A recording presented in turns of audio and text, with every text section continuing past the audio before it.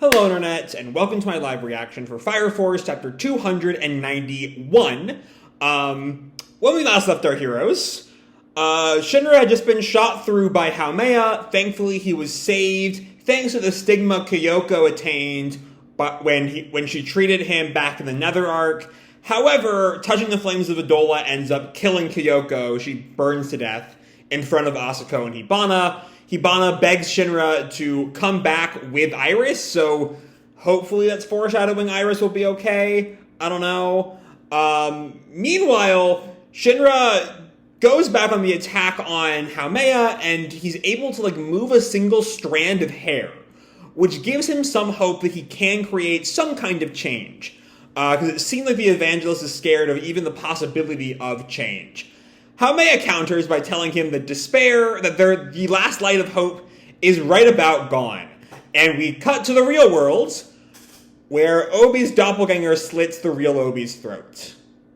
And Obi drops dead, bleeding out, and unable to breathe because his windpipe is severed.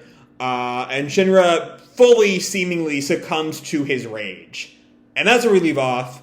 Let's jump right on into Chapter 291, Into a Second Sun. Which, given the way that the despair is tied to the creation of the second sun, is not a good sign. Our picture here is like a single drop, I guess, of blood, with smell, blood, and a smiley face in it. And all around it is scrawled out, blood, die, die, die, die, blood, die, die, die, die, die, die, die, smell, die, die, die, die, dead, death. The fragrant smell of death and despair. We have our scan later page, our support the official release page, and we're back where we left off. The blood sheds and the savior is enraged. We see, I think this first panel is in the real world, that single slit of blood from Obi's throat. We cut back to Shinra, and Sho calls, "Don't let the anger consume you." And we cut back to the real world where Obi is just lying in this pool of blood, with what almost might be a faint sort of smile on his face. I might be misreading that, but it sure looks like that to me. And Haumea openly crying, still openly crying. She's been openly crying for a while now. With this, the world reaches its salvation. And she disappears into the flame as Shinra is just full-on rage monster there. Just nothing but fury at Obi's death. And then we see the world as it turns to flame. Yeah. Into a second sun, alright. That's bad. And we see some, citizens of Tokyo, just regular people, as they feel this rumbling, and then the black flames of Adola appear beneath them, consuming them. We see this man screaming, "Yeah! And just, we see Lisa and Vulcan and Victor. They're all unpowered. Oh, Lisa isn't unpowered, but still, they're still being consumed by the flames. And Victor calls out, "Joker, looks like this is how it ends." And then we cut to Joker, who is on a rooftop avoiding the flames. He says, "Burns." And Burns is also on that rooftop. They're both sort of posing dramatically. I love them so much. With Shinra consumed by rage, it seems the future of humanity is as good as gone. And Joker sort of agrees, "Yeah, I saw it too. Is this how it'll end, Shinra?" And then the flames reach them. And it's no longer just earlier on the previous page, some scattering flames this high up. On the ground level, it's all consumed in a sea of flames. But by the time you reach the skyscrapers that Joker and Burns are on, it's just some loose flames here and there. Those two are consumed by the bottom of page 9. It's like a tsunami or something. We see where Obi's corpse is, the flames aren't really touching there. There's some flames on the outskirts, but they're not really moving into the area where Obi died. And we see Maki and Hinawa just stunned. Tamaki too. Hinawa notes, "No, that's impossible." And the flames consume them as they it sort of is them giving into despair. We can see, though, I like this image of Maki trying to hold the flames back with her second-gen powers. It doesn't work. They're also consumed. as just the whole world is swallowed up in the black flames. We come to Asakusa, where the citizens of Asakusa are also panicking from the flames. What the hell is going on? Black fire's flowing in from out of nowhere. We're done for. We're so done for. Waka! And Waka just like slams down like a sake bottle and calls out, "You guys, it's sake time!" Is that just a sort of we're gonna die, may as well party as we go out? Or is he, in his own very Benny kind of way, instilling hope? Is he like the last bastion of hope right now? I don't know. The twins' father sort of looks at him shocked. Yeah? And Conroe just stares at him and says, "Waka, this is an emergency. We have to evacuate everyone to higher ground and fast." But Benny counters, "How about you look up at the sky instead?" And we see the flames are sort of encroaching from the sky as well. There is nowhere to run. There's nowhere left to run on the whole planet. I'm not sure if I can trust Shinra with this anymore. And Conroe laughs. Maybe you're right. It's sake time. He's like using his brooms to sort of levitate. Get your sake ready. I don't care if you can't hold your liquor. And the citizens all call out, "Waka, Benny Maru." And Benny tells them, "With the world going the way it is, even I can't save all of you. I'm sorry, guys." And the citizens call out, "Don't apologize for that, Benny. It's fine, it's fine." So okay, because the way he's sort of framing that, even I can't save all of you. I'm reading that as an emphasis.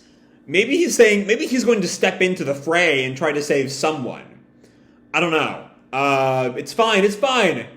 That doesn't mean I'll ditch you guys. Oh no, he downs the sake cup and toasts, and with this like wide smile on his face. "I'll stay with you all till the end of time."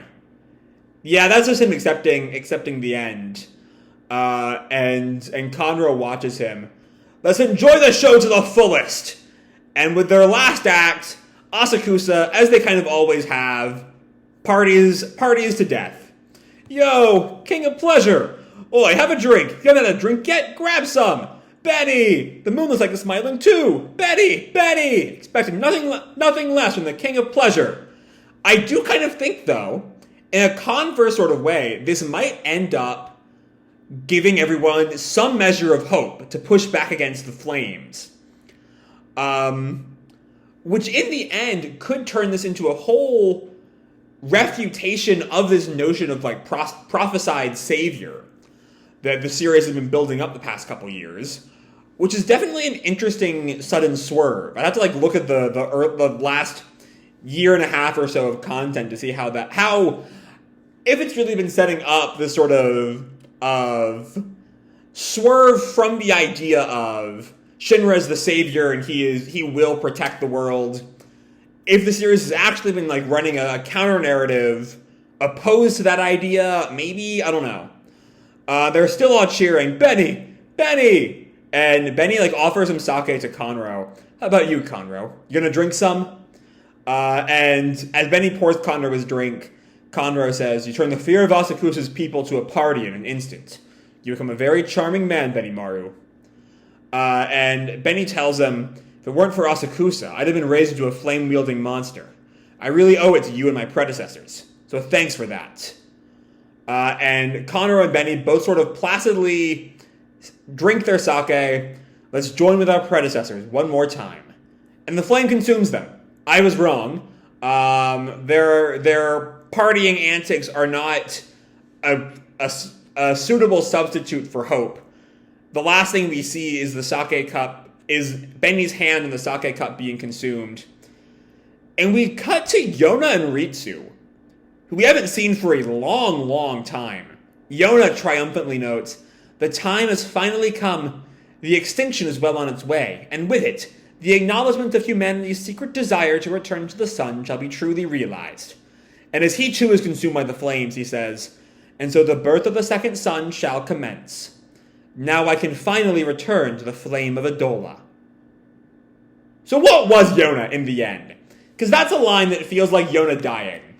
Happily for him, But, like, what was his whole deal? I still have no fucking clue what the deal was with Yona. But then we see the sun.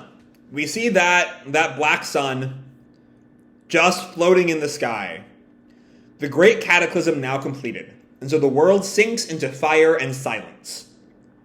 To be continued in chapter 292, the fourth time. Okay. So, there's not a lot to really pick apart in this chapter, right? It's largely just seeing everyone as they deal with the end in their own ways. So before I dive into that, what little there is, I want to look at that chapter title, The Fourth Time. I'm trying to work out what that could be. If it were the third time, because we know our sun was a planet, right? And that planet suffered the cataclysm, and then another. Not entirely sure how this Earth fits in there. But like we know the sun was originally a planet, and now this planet is originally a sun. And so the third time might be like the third society, the third planet to sort of have people on it or have some kind of life on it that's now caught up in Adola. Or however the cosmic sense of this universe works. I don't know. Like if it were third, that might be where we're going. But with fourth, I can't think of what's happened 3 times that could now happen for a fourth time. I don't know. Maybe... How many times has Shinra, in the past few chapters, seen someone die, almost gave in to despair, and then fought back? Because if he's come back from that despair 3 times already, maybe that's the 4th time? Though it's a little late with the planet, a sun... Everyone dead. Everyone consumed in the flames. I don't know. I really don't know. There's very little here that can work out where we're going. I mean, I imagine the obvious answer is Shinra back in Adola manages to contain his despair and somehow fight back against the flames, I guess? I don't know. I really just don't know. There's a whole lot that could happen, but for now, I don't know. So let's look at the chapter we do have. Because there is plenty of fun stuff here. Well, fun as everyone dies, is a bit of a relative term. Because you only get you spend the briefest amount of time with Shinra. He's there for 2 pages, and then it's time to just watch everyone die. And accept their death in various ways. The townspeople are screaming. It's really hard to look at this and argue these are people who want to die, whose secret desires are becoming fulfilled. That's not how any of this reads. So, once again, the White Clouds are probably wrong, and they just kill people to kill them because they're in a fucking doomsday cult. But then, we see Victor, Vulcan, and Lisa briefly as they burn out. Burns and Joker... acknowledging that, this seems to be it. Shinra's given into his rage and despair, so then they go.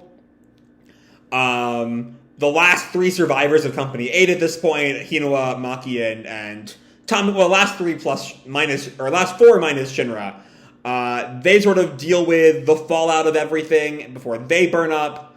And then, of course, that Asakusa bit is just a lot of fun. It's that sort of band playing on the Titanic mentality, right? Where we're gonna die, but at least we're gonna go out not fully caving to despair. And so they try. They don't really, they have their last moments full of smiles, even though they too are consumed. And then Yona and Ritsu are consumed as well.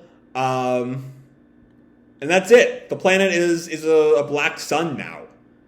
The end. Not the end. It's to be continued, of course, but I don't know. Everyone dies, and that's the end of the chapter. I don't fucking know.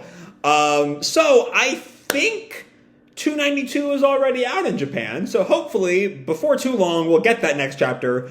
because I don't want to be stuck on this cliffhanger for like any longer than I have to be.